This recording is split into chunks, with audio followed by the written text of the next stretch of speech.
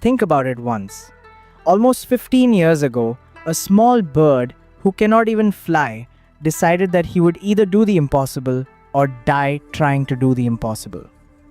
If you do not know this story, let me tell you.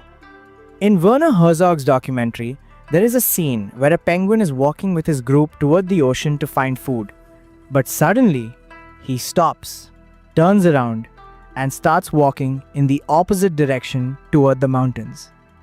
The path he chose has no food for 70 kilometers and no shelter. It is absolutely certain that this penguin will die on that road.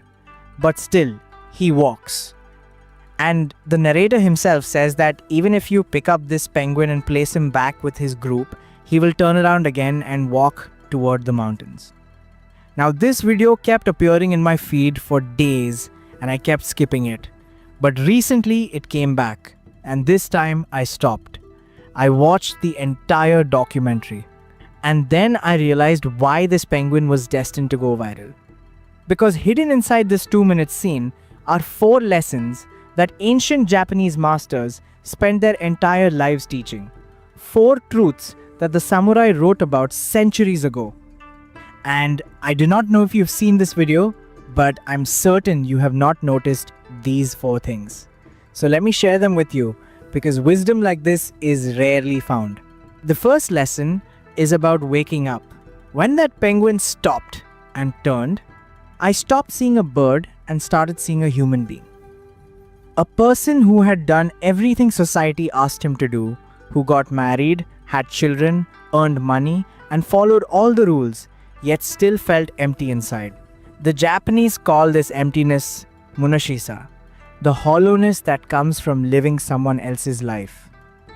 That penguin reached a moment the samurai called satori, a sudden awakening where something inside him said he had played the survival game long enough and now wanted to truly live.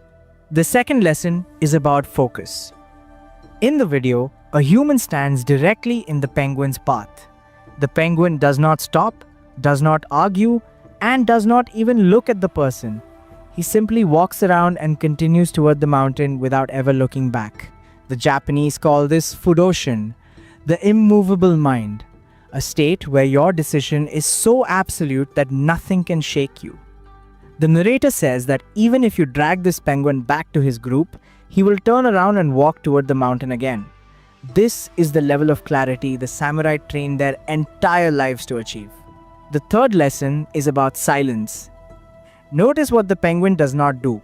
He does not stop to explain himself, does not argue with the humans watching, and does not try to convince his group to understand his choice. He simply walks. The Japanese call this mokusatsu, which means to kill with silence. Here is the truth most people miss. If you are still explaining yourself, you are still seeking permission, and that means the decision is not yet complete inside you. That penguin gives no one the chance to change his mind, and his silence speaks louder than any words ever could. The fourth lesson is about death. The samurai practiced shi no kakugo every day, the readiness to die, because they understood that death is the only truth that cannot be negotiated. Society shows you the middle of life where you get married, buy a house, and earn money, but they hide the end, because if you see it clearly, you might start questioning everything in between. That penguin understood that walking to the ocean would not make him immortal, so he chose to die walking towards something that felt true. That penguin never reached the mountain, but his spirit reached something far greater.